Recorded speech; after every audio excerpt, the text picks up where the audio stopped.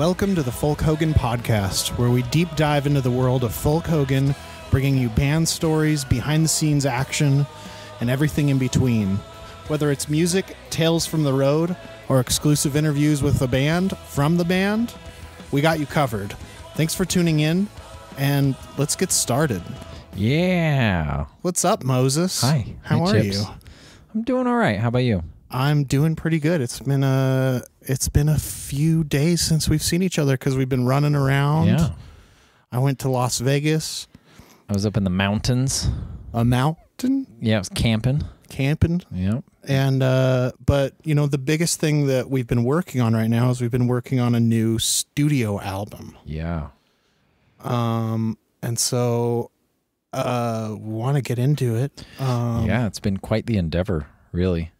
Tell me a little bit about what you've been doing in the studio as the vocalist, the main vocalist for Folk Hogan and the mandolin player. Yeah, I mean, you know, aside from my normal roles of actually doing the mandolin parts and the singing parts, like, you know, this album has a lot of really different stuff on it. Yeah. It's pretty varied, I think. Yeah. And there's certainly a number of tracks that were just kind of like out of the box a little bit. Yeah, I'd say one way to encapsulate that is that you've been acting as a producer. Yeah. In the role of record. Now we're very DIY. We own everything with 99.9% of everything that we've ever done and released and put out there, and we've only taken money from like a few evil corporations, Monsanto, Raytheon, right. Yeah, no. In the studio, I was definitely the, you know, and this has kind of generally been the case with albums. I'm usually the one sitting next to the recording engineer, with my arms folded, trying to notice if there's anything that's funky. Yeah. Which I usually don't, and usually they catch it first. But yeah, on this album there was a lot more, because some of the songs are so new, there was a lot more of that sort of approach of like us hearing something and being like, well, what if we did this instead? What if you, instead of playing that progression that we normally play right there, what if we tried a different guitar part? Yeah. So I definitely tried to take more of that role on, specifically because some of these songs are so new to us. There's one song on this upcoming album that no one had even heard until we were in the studio, and I laid down the scratch track. I know, like, I had played parts of it here in the band room, but in general, no one had heard that song at all. And I was actually really... I had heard your cell phone recording of it, I think. Yeah. And when we got like a before the first rough draft mix was probably the first time that I heard it. Yeah. Yeah, I was super nervous about it because we've never done that before. We've always had at least some inkling of how a song went before we went into the studio, and this one was straight a studio song. And so I was honestly not even sure if it was going to be on the album, because like, it's the way that we function. It would have perfectly been within the way we work to bring that song in, do the scratch track, and have other people listen to it and go, I don't really think so. And thankfully, the way that we function, that would have been fine, and we would have just moved on from there. But that specific song was very much a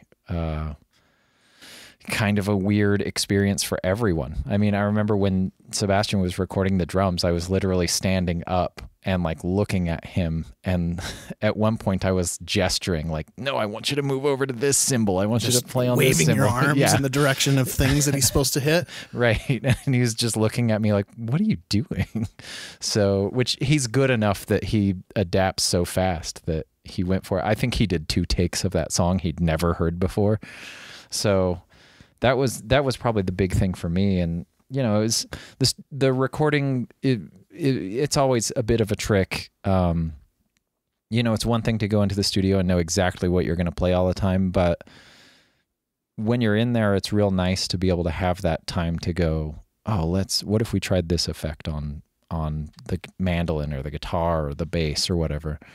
And so I tried really hard to come up with those little things where they might fit. And some of them were cool, and some of them we tried and we were like, yeah, that's not going to work at all. Yeah.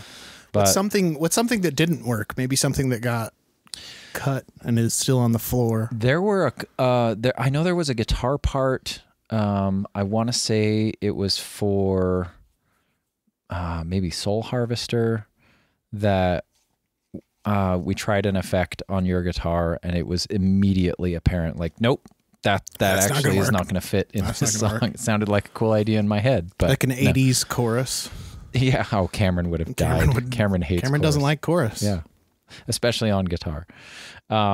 Which, you know, when it's used tastefully, it's fine. But that was a big thing for me. And I don't know, there were certainly some other vocal parts that I tried to songs that it was like, yeah, I'm not going to do that.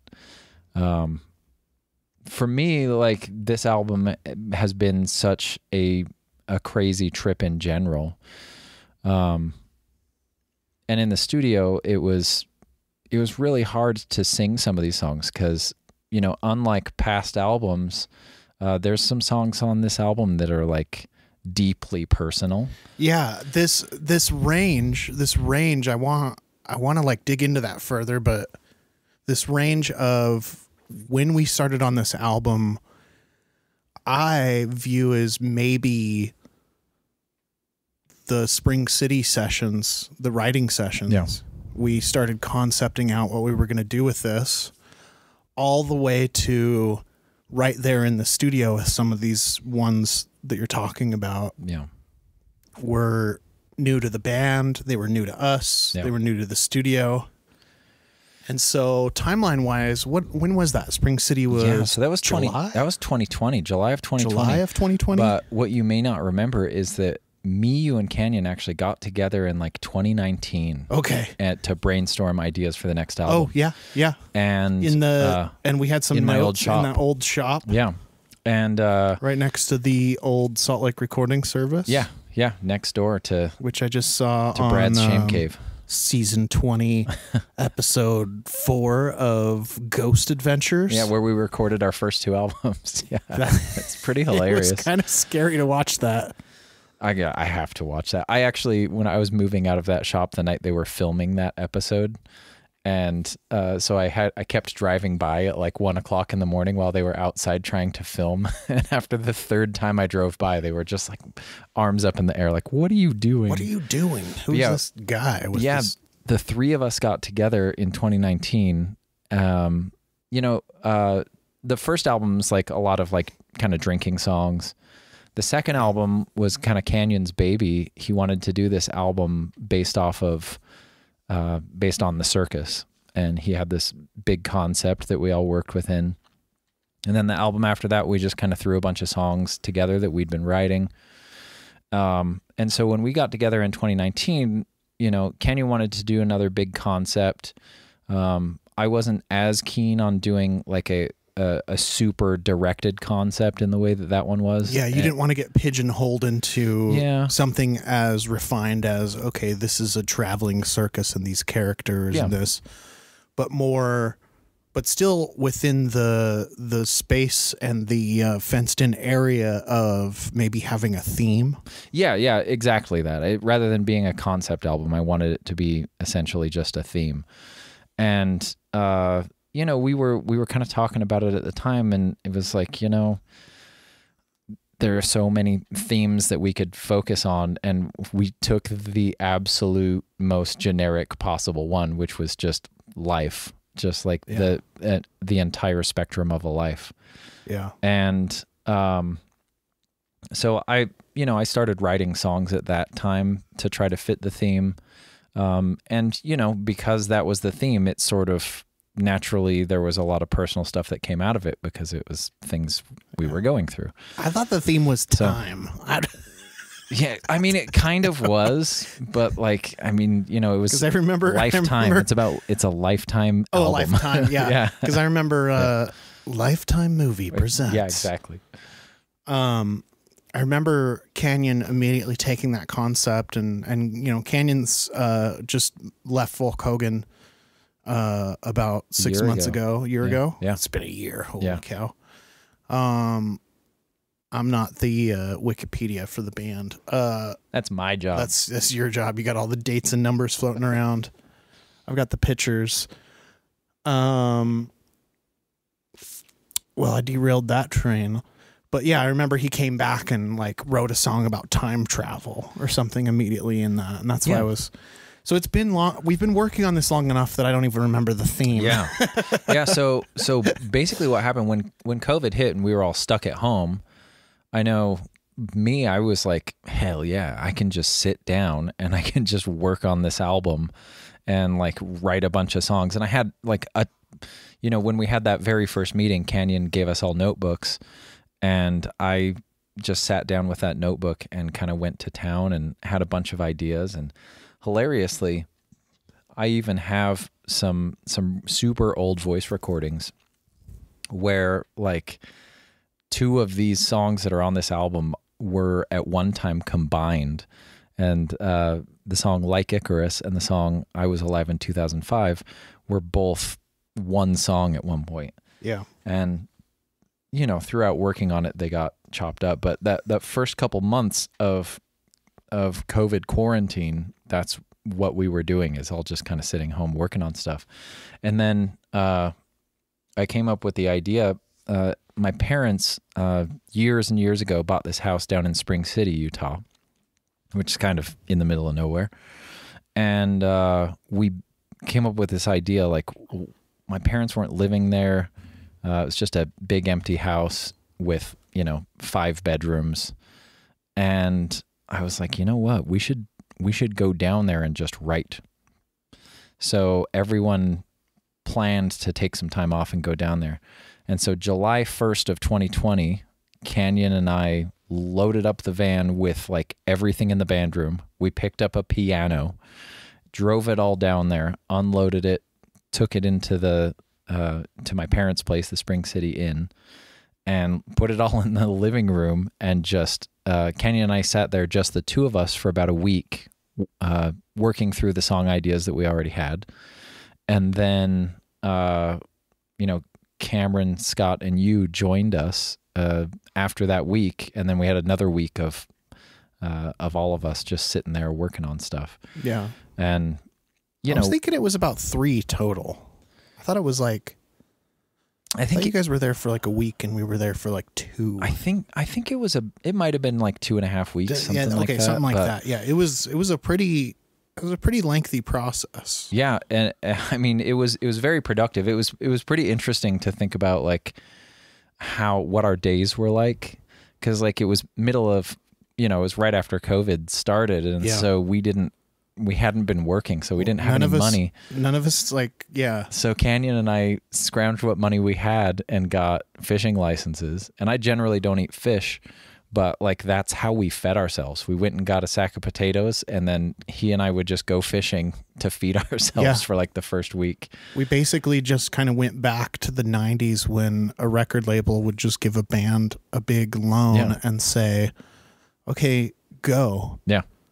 Yeah, it was because we had this way of just like trying to figure out how to survive on nothing and just produce every day. It was difficult, but like, oh man, wouldn't trade it for the world. And I wish it was something we could do more often, because it was just so much fun.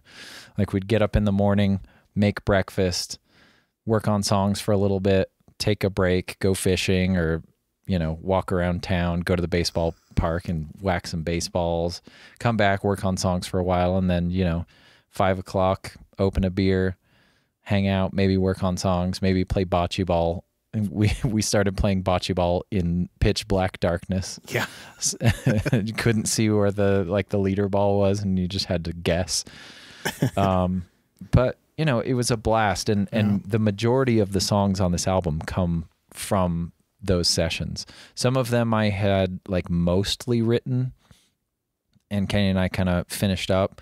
There were a number of songs that Canyon had already written or mostly wrote while we were there that unfortunately we didn't put on the album because you know, with him leaving the band, it was like, well, it just didn't make sense to say like, oh, these are Kanan's songs. Yeah, and on top of that, like those songs, you know, as tends to happen when you write a song on your instrument, those songs were so geared towards his instrument that playing those songs without him, it just kind of just felt a little bit empty.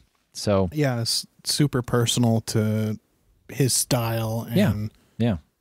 So yeah, we ended up with, what is it, 13 songs, and it's pretty crazy. The majority of those songs, the bulk of them was all written down there, or at least finalized down there.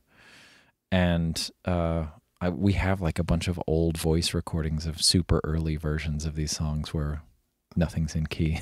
Yeah, we're gonna have to dig one of those up when we get like a little specific about a song or something. I'd like to say like, here's the old voice recording, here's the studio version, and talk about what changed in between.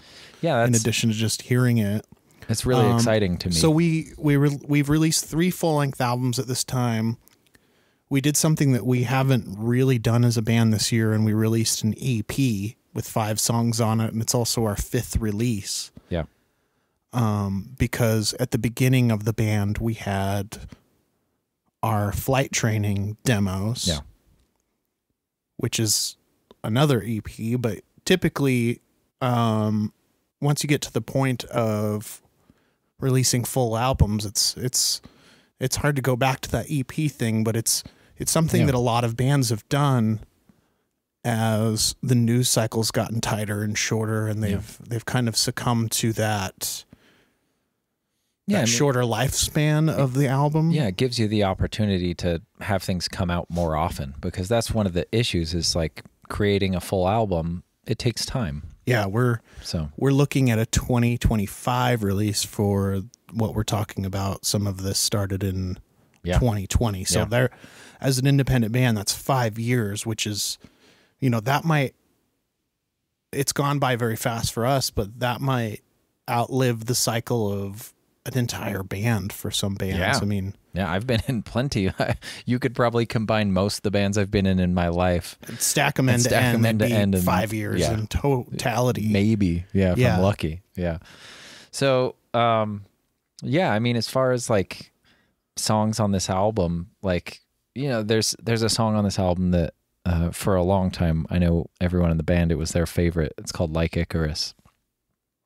Since we're on that subject of writing these old songs and how personal they are. Like Icarus is specifically about, in 2018, I damaged my voice. Doing so many shows, doing so many 3-hour sets. And then at the time I was also playing and singing in another band with Scott and Cameron.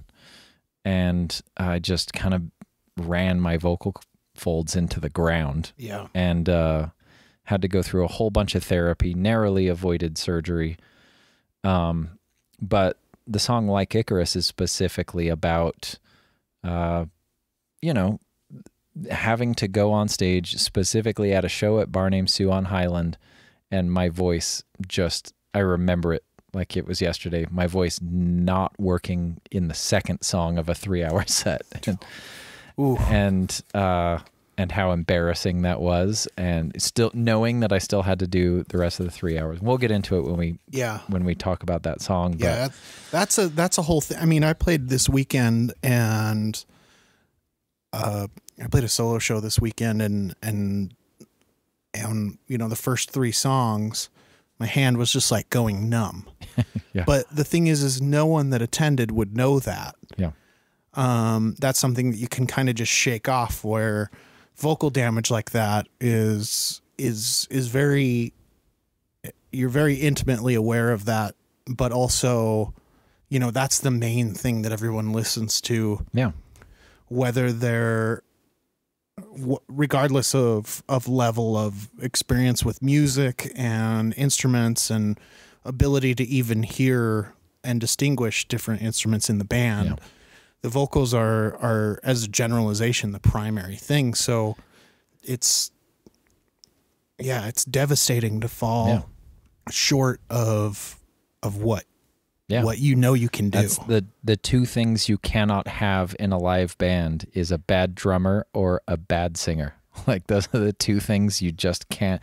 It doesn't matter how good the rest of the band is. Those two things cannot suffer. If you can get away with having a bass player or a guitar player that isn't a virtuoso, that's not a problem, because like there's still so much versatility you can get out of those instruments. But like if your drummer can't keep time and stay on tempo and your singer can't hit the notes, then everybody notices. It doesn't, even if 80% of it. Yeah, even if like you're tone deaf, you can notice those things. So Definitely. it was recording has been incredible, and working with Wes over at Archive Studios has been just phenomenal. That guy knows what he's doing. He's very efficient. He's got a really good ear, and I loved how many times we could be working through something and he could turn around and look at me and like nod and be like, yeah, that sounded cool. It's like, all right. Yeah, he's digging it. He's a very, very laid back dude. And so you have to be kind of tuned into him to get those sort of signals and stuff. Yeah. He really gives artists the space to work how they're comfortable. I've worked with recording engineers as have you, many throughout different recording projects and stuff that are very intense, and they get very involved and they kind of become these overlords of the recording studio. Yeah. And it can make or break how you feel about it. And it can ultimately lead the album into a different direction for better or worse. But Wes is really just about letting the band shine the very best way that they can at what they do. Yeah. And at the end of the day, it sounds really good there. Yeah, for sure. Everything that he does sounds amazing. That's the one thing, is that like Sebastian's drums on this album sound unbelievable. Like it's such a good drum tone. Yeah. Sebastian borrowed a snare. Yeah. From Andy Patterson. Yeah. And I remember sitting at the bar a few months ago talking to Andy about his desire or process in buying this snare. And he was telling me about, I'm thinking about buying this snare. And I'm like, cool. As a guitarist, like, explain to me what that is. And he's like, it's this $5,000 snare drum. And I'm like, the what? Yeah. They do that? Right. Yeah. Like, there's a certain level of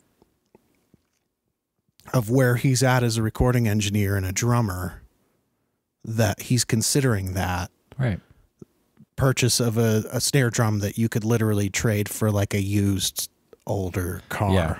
Right. The first time that Sebastian hit it, he was like, sounds like $5,000. Yeah. Yeah. And it did. Yeah. What about you? Like, tell me a bit of your impression of recording this album. Ooh, well, the first biggest thing that just makes playing guitar on this album really, really memorable is what we've changed up in how we're tracking guitars. We're doubling guitars in a way that just sounds massive. Yeah. Each one of these tracks, I felt like I had twice as much tracking time as some of the other instruments, because you literally had to record each part or the whole song or whatever I could get through. And then we would switch guitars, switch amplifiers, switch microphones. Yeah. And we kind of got this down to a science to where we had 2 rigs. But physically we're plugging and unplugging some things, tuning a different guitar, whatever. Most of which I'm sitting in the control room for. Yeah. So I'm sitting behind Wes in this big room where there's a big mixer board and a computer that's running Pro Tools, and we've got the guitar head, the amplifier part in that room, and then massive cables ran to other rooms where there's speaker cabinets actually making the sound and a microphone capturing that. And I would record the one part, and then we would turn around and do this, and then I would turn around and do the same thing on another guitar with another amplifier perfectly.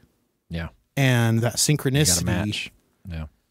And then they'd take it and they'd pan it all the way to the left, and they'd pan the other one all the way to the right, and get a mix of the two. So what you're left with is this just massive, widespread sound that just sounds like the biggest guitar ever. Yeah, you know what's funny is when like 2 days into recording, Sebastian was like, "Man, we're making really good time," and I was like, "Really? I'm nervous about how much time we're taking." And he was like, "Well, what do you have left to do?" And I was like, "Well, Nick's got to do guitar," and he was like, "That'll take a day," and I was like, "No, it's going to take longer," and he was like, "No, Nick records pretty quick," and I was like, "We're double tracking everything, so yeah, that's not the issue. Literally going to take twice as long."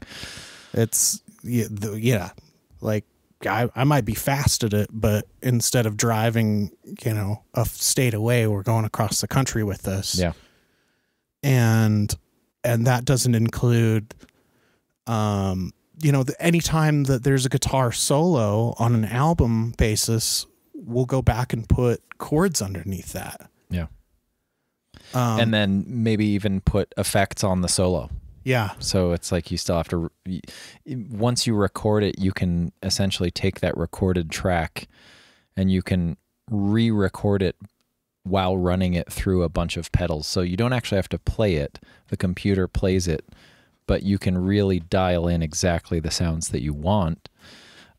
So it's like you have to hear that solo 15 times while you're getting it right, and then you just let it play and it records. It's a real time catch-22, because we can go back and add effects after and add things after, but we still have to make decisions quickly, or else we're just going to be stuck there, just like the dude from the Beach Boys for 24 years, just getting fed drugs and never get anywhere on this. Not to mention, Wes is a very nice boy, but he is doing this for money. Yeah. And so, there's a timeline. We have a budget set in mind that we want to achieve. And so even though a lot of the studio feels like you're just hurry up and wait, because you're only one portion of it, when it's time to go, you got to be as ready as possible.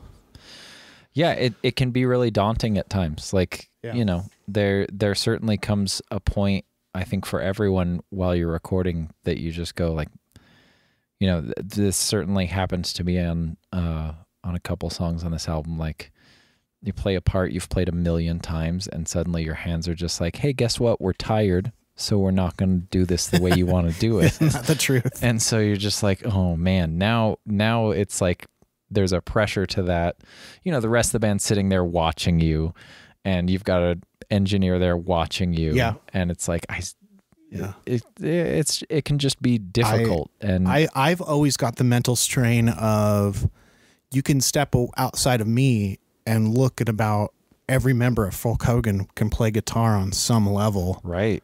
Maybe not our drummer, but he's so good at drums, it doesn't matter. Right. But so I'm not just fighting my own internal thoughts. I'm trying to find a match between what it sounds like in my head and 5 or 6 other people. Yeah. And everybody's going to have a different style, a different technique. For sure. A different way that they like to play their guitars, a different way they want to set their tone. And so, I remember at one point things were really just going. We were making good progress. And Cameron showed up, and he hadn't been at the studio for like 4 or 5 hours. He sat right next to me, and after like the first take that I did while he was sitting in the room, he was like, and he was getting all like, and he was just trying to be funny. Yeah. Like he does. Just trying to be funny. He's just being his regular self, and made some snotty like comment to try to get a laugh. Yeah. And it was just like, because I had been sitting there for 5 hours, I was just like, oh, I'm done.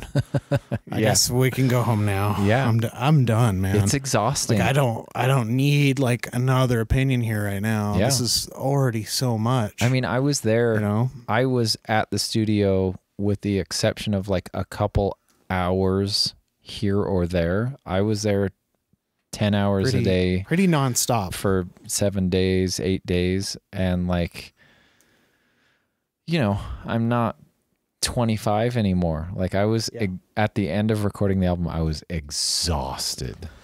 Yeah, that's the thing is we like really let everybody kind of work like they were comfortable, or maybe not comfortable, but they chose to in this process because we've got schedules. We had this time blocked out, but people are kind of coming in and out, and we're ebbing and flowing based off of how long can you sit there and play this instrument until you're just done for the day? Yeah.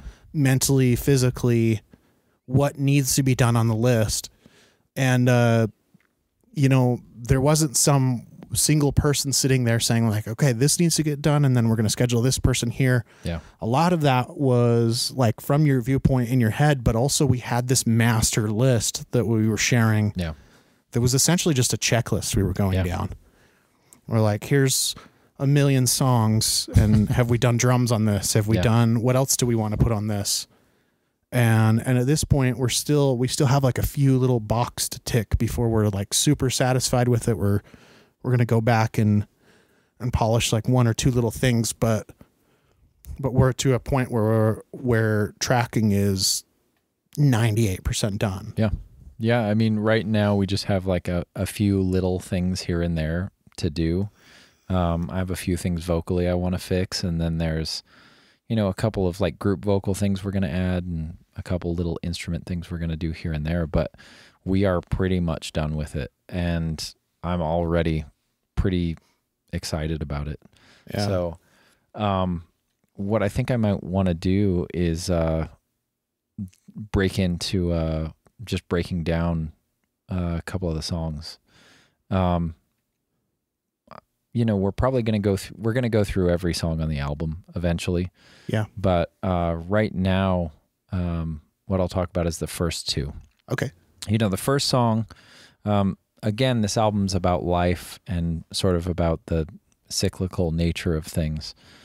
And, so the first track on the album is called This Is Not the End. And the second track is called Life in a Day.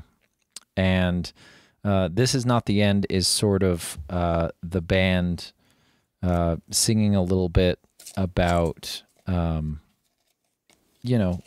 just asking the listener to sort of join along with us, listening to the album, singing along if they so desire, and, being able to use music in your life as part of a tool, as a refuge, as a reprieve from everything that's going on.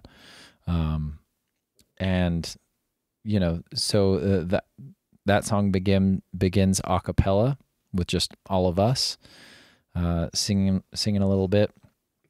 Life in a Day is specifically sort of in the way that the show had Ringmaster, which is sort of laying out what the plot of the album is. Life in a Day has that same function for this album. It's setting the tone of, here's, okay, we want you to, so song one is, hey, we want you to join along. Yeah. Here's what we're going to talk about. Yeah. And song two is setting the tone of that and saying, here's how we're going to talk about it. Yeah. This Is Not the End is specifically like, hey, sing along with us because, we're all alive here. And that's all we have is to rest on each other. And Life in a Day sort of expands on that theme of, we're all here, we're all alive, and sort of expanding a little bit on all of the ups and downs of what life is, and the good moments and the bad, and the good feelings and the bad, and ultimately how we'll all reach the same destination regardless of who we are or what we've done. Yeah. So I'm super excited for both of them. Life in a Day is a song that I wrote a couple years ago. Both of those songs I wrote a few years ago.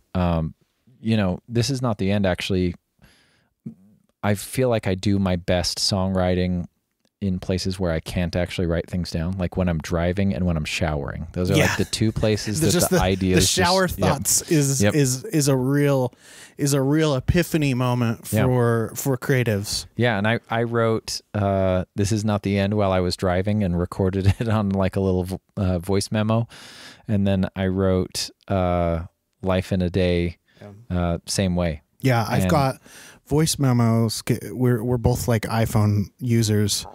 I'm sorry to split the audience in half like that, but I don't. It just is. It's just a thing. We don't really care. Yeah, we don't mind your green text. It doesn't bother us. Except for Cameron, he's a prima donna. He's a special boy. But voice memos, like we both have these just like archives, and some of this stuff is like. It's as if you woke up in the middle of the night and you wrote something down, scribbled it out, and went back to sleep. And sometimes you wake up and you're like, these aren't even words. Yeah. I have voice memos that are literally just me going, da, da, da, da, da, da, da, da, da, da, da. And I might like listen back to those and go like, oh, I know exactly what that is. Yeah. Or I might just be like, seriously? Yeah, I have some... What the hell is this? I have like a separate folder specifically for songs, and occasionally when I'm scrolling through it, I'll see something I don't recognize and play it. And a lot of times it is exactly that, just me vocalizing an idea for something. Yeah. My favorite one that I have in my phone, I'll send it to you, is it's titled "The Greatest Song I Ever Wrote." And I'll send it to you, and you can put it in right here. Okay. But yeah, it's both of those. The first two songs on the album kind of just came all at once, and I, voice recorded them, wrote them down as quick as I could, and then they kind of just were shelved for a while until we had time to work on them. Yeah. So, it can be. For me, that tends to be how a lot of songs come. There's one song on this album, "To Hold You Forever." That song came literally all at once. Yeah. I was laying on the bed. I thought of the idea, and then immediately my brain was like, here's the words, here's the chords. And all I had to do was sit down and write it down. I didn't have to pick up an instrument. Wow. And like that does happen on occasion. Like that's some Virtuo-shit and like stuff. It doesn't happen often, but there are songs here and there that come that way. And then there's other songs like "All Good Things Die in San Diego" that like I labored over for like a year and a half. Just over and over. I've got 15 different versions of it, and I've changed the chords, and I've changed the lyrics, and I've changed the structure. Another great example of that is "The Fall" that was on our EP. That song, I wrote the verse part chords in probably 2011, 2012 maybe. Yeah. And then I just consistently, I was changing that song constantly for years.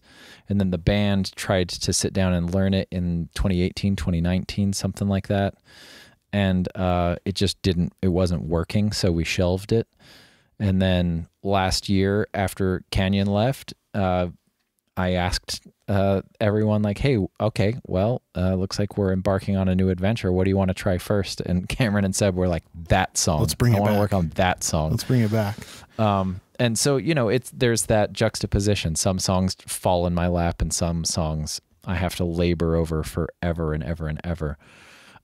These two songs, thankfully, when the lyrics came to me, they came to me with a tune in my head. So all I had to really do is sit down and figure out the chords to fit to them.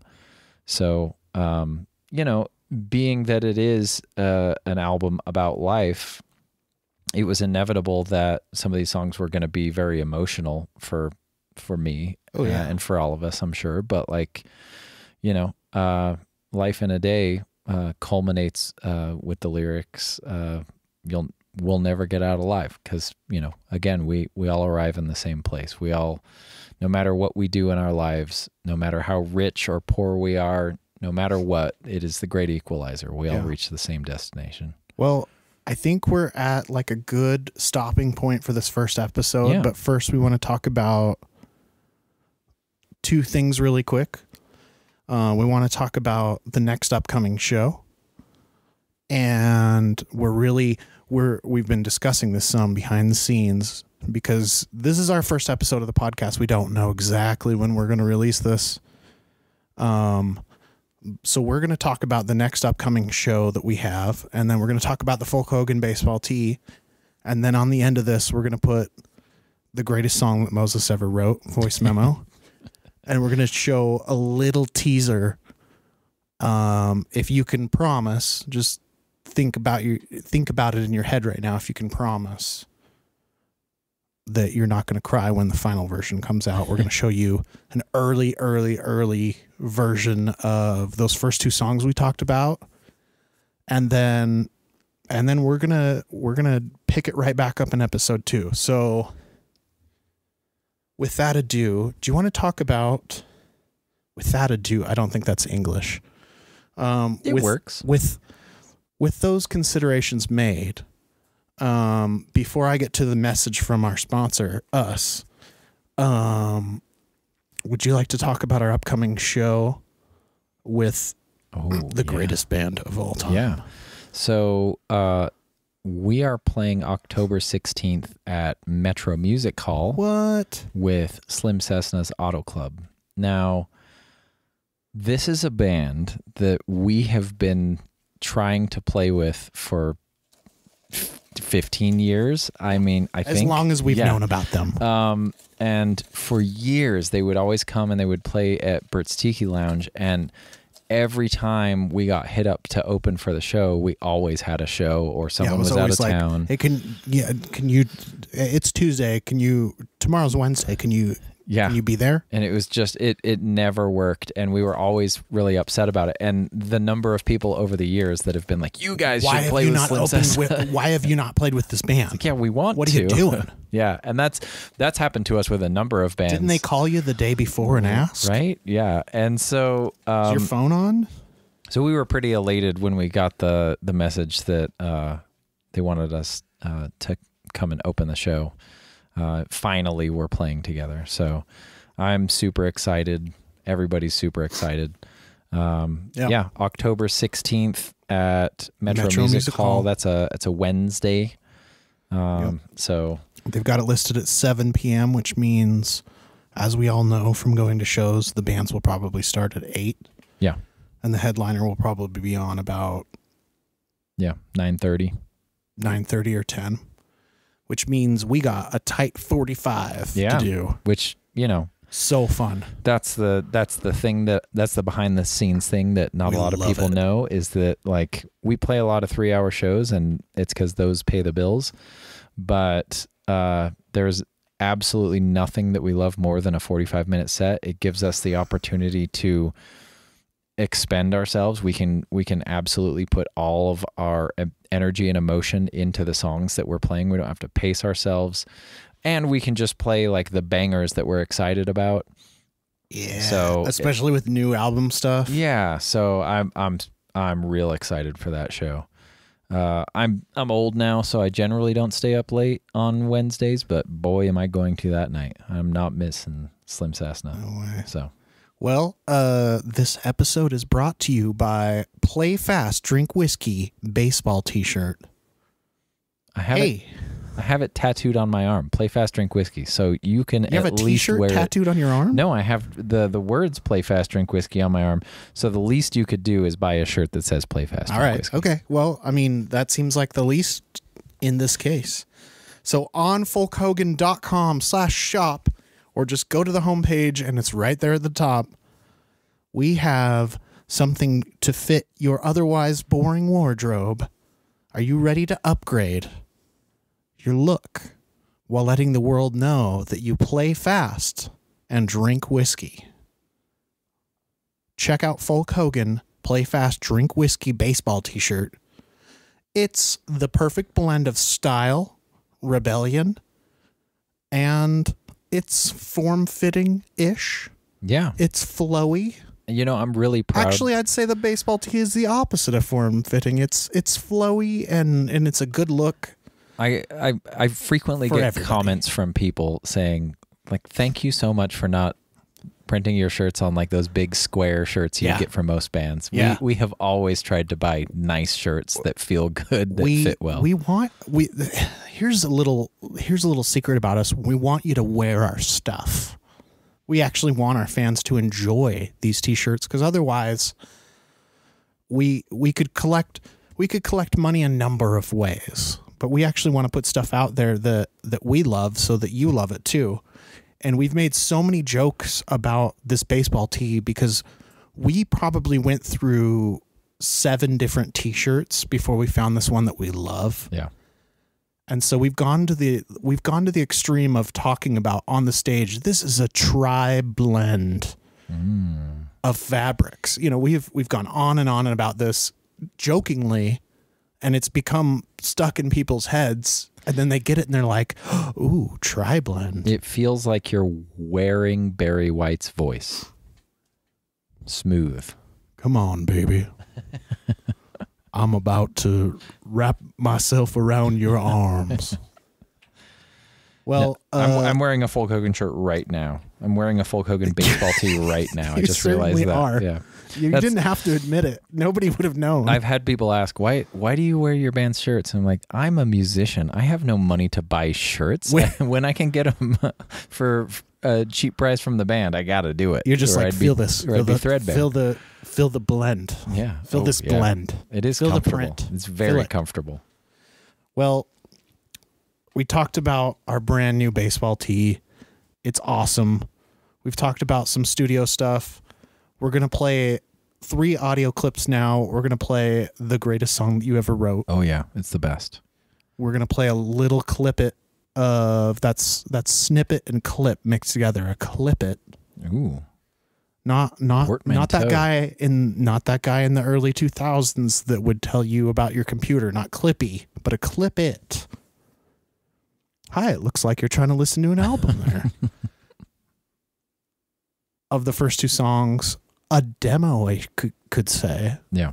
Well, not a demo, but an early unmastered mix. And just so no one's disappointed, the best song I've ever written, which we're going to put right here, is 3 seconds long, but it's quality. Beautiful. Front to back. Well, here it is. Beep, bop, boop, beep, bop, boop. This is not the end. It is only the beginning.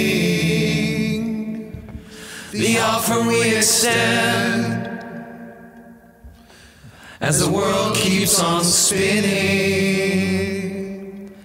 is lift up your voice. If just for one song, rejoice, rejoice. Please sing along.